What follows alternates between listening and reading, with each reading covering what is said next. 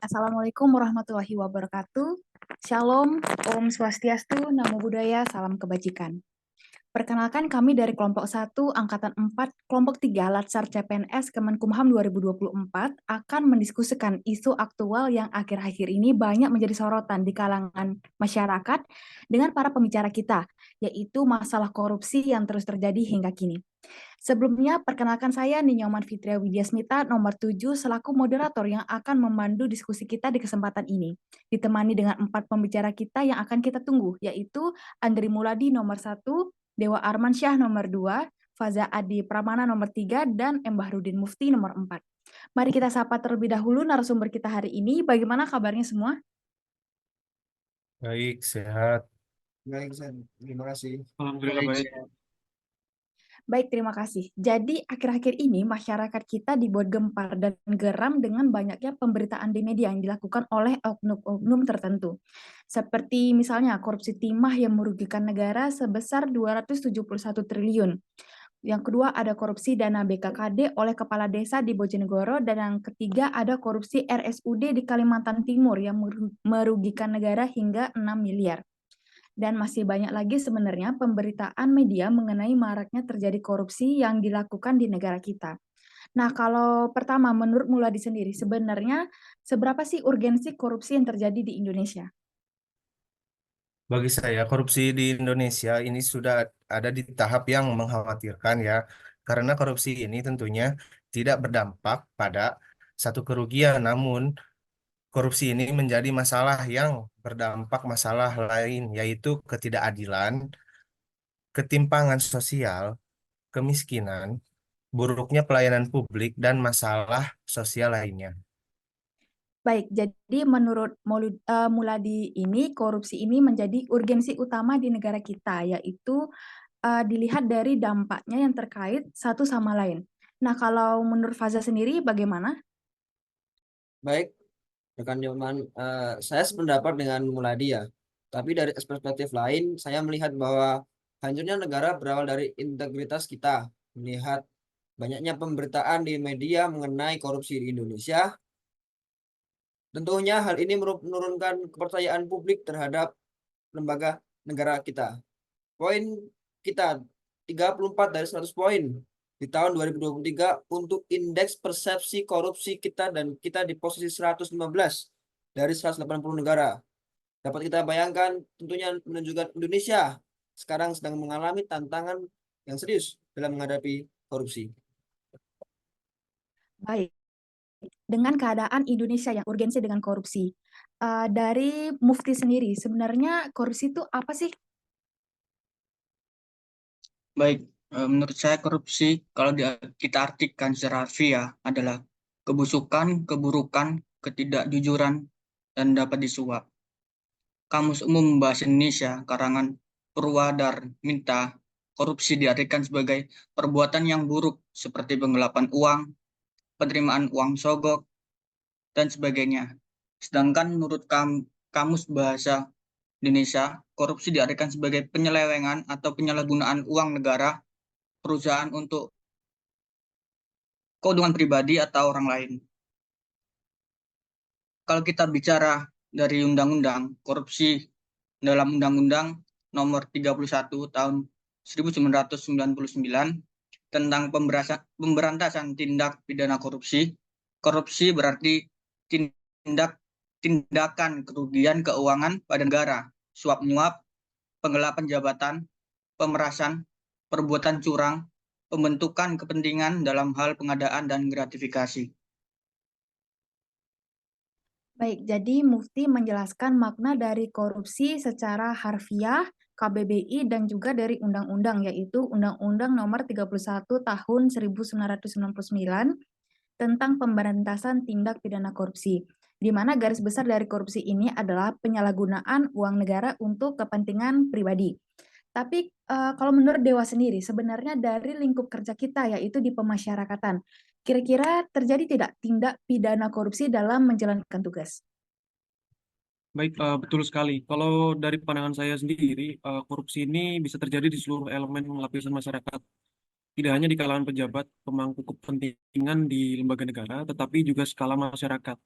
Contoh kecilnya saja adalah ketika mencontek oleh kalangan siswa di sekolah saat ujian, atau memberi uang damai, misalnya saat kita ditilang polisi. Hal ini juga terjadi di pemasyarakatan. Pemasyarakatan yang seharusnya menjadi tempat pembinaan narapidana agar kembali ke tengah masyarakat dan bisa berubah, namun sebaliknya, seperti yang kita ketahui sebelumnya, banyak pemberitaan di lembaga negara, di media, kalau di lembaga pemasyarakatan sendiri adanya fasilitas mewah untuk narapidana tertentu. Bisnis suap untuk mendapatkan izin keluar penjara, pungutan liar atau pungli di keluarga narapidana, bahkan juga korupsi menyuap petugas di lapas agar bisa mengedarkan narkoba. Hal tersebut tentunya bukan jadi suatu hal yang harus kita benarkan pelaksanaannya. Baik, jadi saya menangkap dari pandangan Dewa bahwa korupsi ini bisa terjadi di seluruh elemen tanpa terkecuali. Dan juga menurut Dewa sendiri, korupsi ini juga terjadi di lembaga kita, yaitu di pemasyarakatan. Sebenarnya dari pandangan Faza sendiri, apa sih dampak korupsi itu? Baik, terima kasih. Dampak korupsi ini sangat banyak ya. Yang dapat saya soroti di sini adalah bagaimana dampak korupsi terhadap kemiskinan dan perspektif masyarakat akan korupsi yang dapat dijadikan budaya dan dapat dibenarkan. Korupsi yang berdampak pada perekonomian menyumbang banyak untuk meningkatnya kemiskinan dari masyarakat di sebuah negara. Akan tetapi, dampak korupsi melalui pertumbuhan ekonomi adalah kemiskinan absolut atau warga dengan pendapatan di bawah garis kemiskinan atau tidak cukup memenuhi kebutuhan pangan, sandang, maupun pangan dan kesehatan, perumahan, dan pendidikan yang dibutuhkan untuk dapat hidup dan bekerja dengan layak. Sementara, dampak korupsi terhadap ketimpangan pendapatan memunculkan kemiskinan, kemiskinan relatif, atau kemiskinan yang terjadi karena pengaruh kebijakan yang dapat menyebabkan ketimpangan pendapatan. Alur korupsi yang terus-menerus akan semakin memunculkan kemiskinan masyarakat. Alur korupsi yang terus-menerus ini akan membuat masyarakat miskin semakin menderita dengan mahalnya harga pelayanan publik dan kesehatan.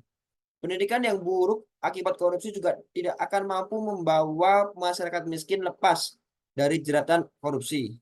Selain itu, korupsi juga dapat berdampak buruk terhadap budaya dan norma masyarakat. Ketika korupsi telah menjadi sebuah kebiasaan di negara tersebut, maka masyarakat akan menganggapnya sebagai hal yang lumrah dan bukan sesuatu yang berbahaya. Hal ini akan membuat korupsi mengakar di tengah masyarakat sehingga menjadi norma dan budaya negara tersebut. Terima kasih. Baik, terima kasih Faza yang sudah memberikan gambaran dampak dari korupsi dari perspektif kemiskinan dan juga perspektif masyarakat akan korupsi yang bisa dijadikan budaya dan dapat dibenarkan. Kalau dari Muladi sendiri, sebenarnya apa dampak korupsi? Saya sependapat dengan Faza mengenai dampak korupsi terhadap kemiskinan dan juga perspektif masyarakat akan korupsi yang bisa dijadikan budaya dan dapat dibenarkan. Kalau saya melihat dari perspektif lain, korupsi ini juga berdampak terhadap perekonomian negara kita. Korupsi menambah beban dan transaksi ekonomi dan menciptakan sistem kelembagaan yang sangat buruk. Adanya suap dan pungli menjadi semakin tinggi. Hal ini menyebabkan inefisiensi dalam perekonomian. Melambatnya perekonomian membuat kesenjangan sosial semakin lebar. Orang kaya dengan kekuasaan mampu melakukan suap akan semakin kaya, sementara orang miskin akan semakin miskin dan terpuruk dalam kemelaratan. Tindakan korupsi juga mampu memindahkan sumber daya publik ke tangan para koruptor. Akibatnya, uang pembelanjaan pemerintah menjadi lebih sedikit, yang ujung-ujungnya rakyat miskin tidak akan mendapat kehidupan yang layak, pendidikan yang baik, atau fasilitas kesehatan yang mencukupi.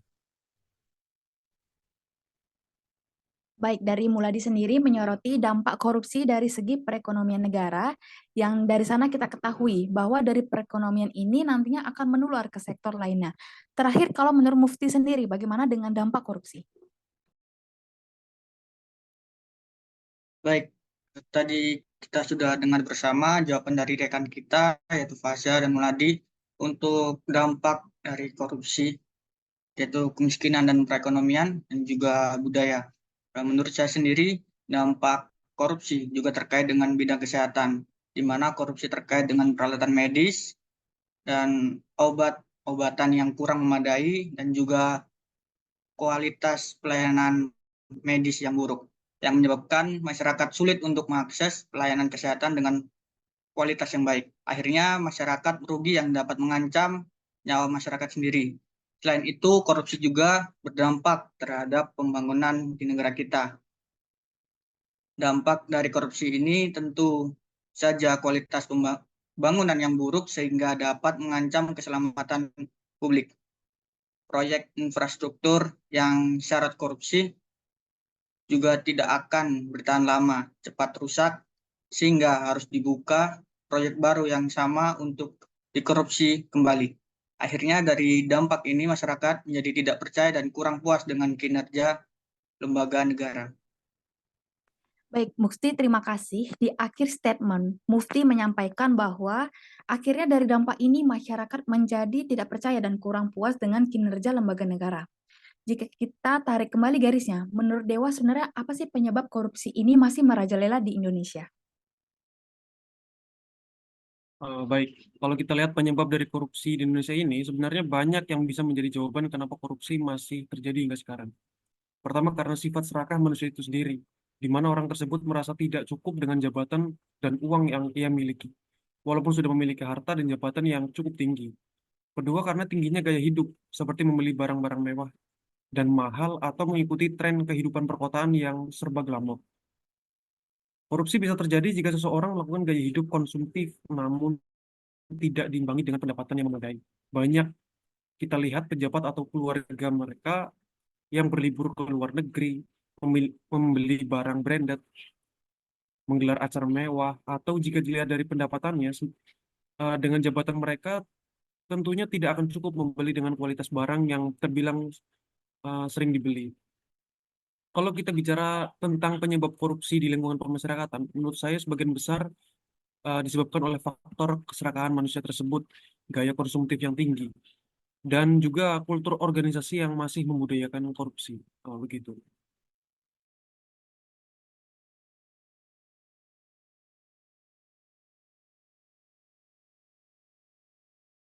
Baik, dari Muladi sendiri, apakah ada menambahkan?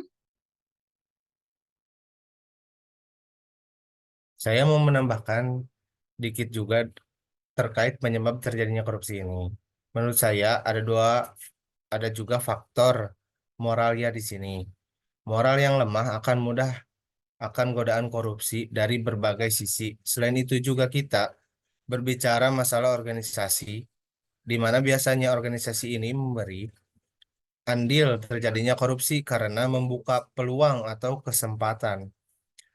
Misalnya tidak ada teladan integrasi dari pimpinan, kultur yang benar, kurang memadainya sistem akuntabilitas, atau lemahnya sistem pengendalian manajemen. Kalau kita berbicara tentang penyebab korupsi di lingkungan pemasyarakatan, menurut saya sebagian besar disebabkan oleh faktor serakahnya manusia tersebut, gaya konsumsi yang tinggi, moral, dan juga kultur organisasi yang masih membudayakan korupsi. Sekian. Baik, dari tadi kita sudah membahas urgensi korupsi di Indonesia, apa itu korupsi dan dampaknya, dan juga kenapa korupsi itu bisa terjadi. Nah, kalau menurut narasumber kita hari ini, apa rekomendasi yang bisa digunakan sebagai upaya pencegahan korupsi dan bagaimana peran kita di dalamnya?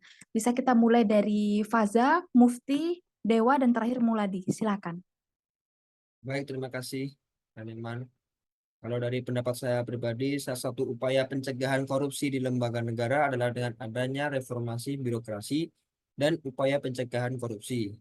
Saat ini kita tentunya sudah mengupayakan adanya reformasi birokrasi dan pelayanan publik melalui pembangunan zona integritas menuju wilayah bebas dari korupsi atau WBK, wilayah birokrasi bersih dan melayani atau WBBM. Yang secara umum tujuan pembangunan zona integritas ini adalah untuk mewujudkan program reformasi birokrasi di tingkatan unit kinerja melalui peningkatan pelayanan publik dan penyelenggaraan pemerintahan yang bersih dan bebas korupsi, kolusi, dan nepotisme. Oleh karena itu, zona integritas menuju wilayah bebas dari korupsi, wilayah birokrasi bersih dan melayani, sejatinya merupakan miniatur implementasi reformasi birokrasi pada unit kerja sekaligus merupakan gerbang terdepan perwujudan reformasi birokrasi. Pembangunan zona integritas diharapkan dapat memberikan dampak yang nyata dirasakan oleh masyarakat akan pelaksanaan reformasi birokrasi pemerintah melalui penyelenggaraan pemerintah yang bersih dan bebas dari KKN. Peran kita tersendiri tercermin dengan adanya reformasi birokrasi ini, di mana tercapainya predikat WBK maupun WBBM bagi instansi terlihat dari sumber daya manusianya. Terciptanya budaya anti korupsi bisa terjadi pada komponen di lembaga negara. Sekian dari saya. Terima kasih. Baik, selanjutnya untuk Mufti. Baik, dari saya sendiri. Saya melihatnya dari perspektif sebagai ASN, terutama di lingkungan Kementerian Hukum dan HAM, di mana terdapat tata nilai pasti atau profesional, akuntabel, sinergi, transparan, dan inovatif. Di mana profesional tentunya kita dapat bekerja untuk organisasi dan masyarakat sesuai dengan bidang tugas, menjunjung tinggi etika dan integritas profesi, sehingga kita tidak dapat disetir oleh golongan untuk kepentingan tertentu. Kemudian ada akuntabel, di mana segala sesuatunya dapat dipertanggungjawabkan sesuai dengan peraturan perundang-undangan yang berlaku, di mana pertanggungjawaban tersebut berkaitan dengan sumber atau input proses yang dilakukan dan hasil output yang didapatkan. Dalam konteks ini, seluruh aparatur Kementerian Hukum dan Hak Asasi Manusia harus dapat mempertanggungjawabkan kinerjanya kepada masyarakat sesuai dengan ketentuan atau peraturan yang berlaku. Kemudian ada sinergi, di mana menggambarkan komitmen untuk membangun dan memastikan hubungan kerja yang produktif, serta kemitraan yang harmonis dengan para pemangku kepentingan untuk menemukan dan melaksanakan solusi terbaik, bermanfaat, dan berkualitas antar jajaran Kementerian Hukum dan HAM, dan dengan institusi terkait. Kemudian nilai transparan, di mana adanya keterbukaan informasi tentang pelayanan, tentang penyelenggaraan pemerintahan, yakni informasi tentang kebijakan, proses pembuatan dan pelaksanaannya, serta hasil-hasil yang dicapai. Dan terakhir yaitu inovatif, di mana dapat mendukung kemajuan organisasi. Selain itu juga, salah satu pencegahan korupsi ini dilihat dari adanya upaya pelaporan atas laporan hak kekayaan penyelenggara negara LHKPN dan gratifikasi yang dapat memantau seluruh kekayaan ASN. Selanjutnya, dari Dewa sendiri, bagaimana rekomendasi pencegahan korupsi? Baik, kalau dari saya untuk penjagaan korupsi ini dapat dilakukan dari segi hukum ya, di mana kita ketahui bahwa hukum mengenai korupsi masih hukum yang terbilang lama jika diterapkan di masa kini, karena masih sedikit efek jera bagi pelaku untuk tidak kembali melakukan korupsi. Tingginya kasus korupsi disebabkan oleh perkembangan tindakan korupsi yang semakin kompleks, modus operandi yang beragam, serta lingkup kejahatan yang semakin luas. Kondisi ini menuntut pemerintah Indonesia untuk melakukan evaluasi terhadap penegakan hukum tipikor yang berlaku selama ini. Yang perlu kita ketahui adalah dalam peraturan kita masih belum memadai untuk membuat penegakan hukum terhadap korupsi menjadi sulit dilaksanakan. Pembaruan aturan tipikor ini menurut saya memerlukan kerjasama dan masukan dari seluruh pemangku kepentingan termasuk Mahkamah Konstitusi, Mahkamah Agung, Polri, Kejaksaan Agung, KPK, PPATK, hingga akademisi. Baik, terakhir dari Muladi, bagaimana menurut Anda untuk pencegahan tindak pidana korupsi? Kalau saya sendiri melihat dari segi elemen masyarakat, terutama bagi siswa yang bersekolah, dapat dilakukan dengan digalakannya kampanye dan diedukasi untuk menyamakan pemahaman dan persepsi masyarakat tentang tindak pidana korupsi, bahwa korupsi berdampak buruk dan harus diperangi bersama. Harus diakui masyarakat tidak memiliki pemahaman yang mengenai korupsi. Contoh paling mudah adalah soal memberi uang terima kasih kepada aparat pelayan publik yang masih dianggap hal lumrah. Padahal uang terima kasih adalah gratifikasi yang dapat mengarah kepada korupsi. Oleh karena itu, kita perlu membangkitkan kesadaran masyarakat mengenai dampak korupsi, mengajak masyarakat terlibat dalam gerakan pemberantasan korupsi, serta membangun perilaku dan budaya anti korupsi. Salah satu bentuk konkret edukasi anti korupsi adalah ditertibkannya Pemerristekdikti nomor 33 tahun 2019 tentang kewajiban penyelenggaraan pendidikan anti korupsi PAK di perguruan tinggi. Mengadakan mata kuliah pendidikan anti korupsi untuk para mahasiswa, hal ini juga saya dapatkan dalam pendidikan di Poltekkip, yaitu pendidikan ilmu anti korupsi melalui mata kuliah.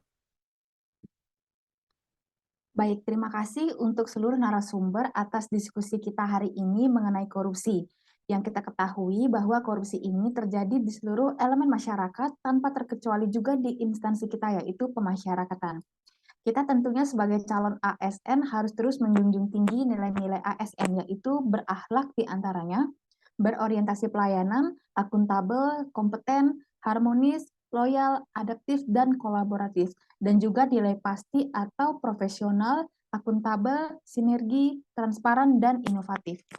Baik, terima kasih atas diskusi yang panjang pada hari ini. Saya Ninyoman Fitria Widasmita, nomor 7, selaku moderator, izin undur diri. Sebelum menutup podcast ini, saya mengucapkan mohon maaf sebesar-besarnya apabila terdapat kesalahan yang disengaja atau tidak disengaja. Saya tutup dengan terima kasih.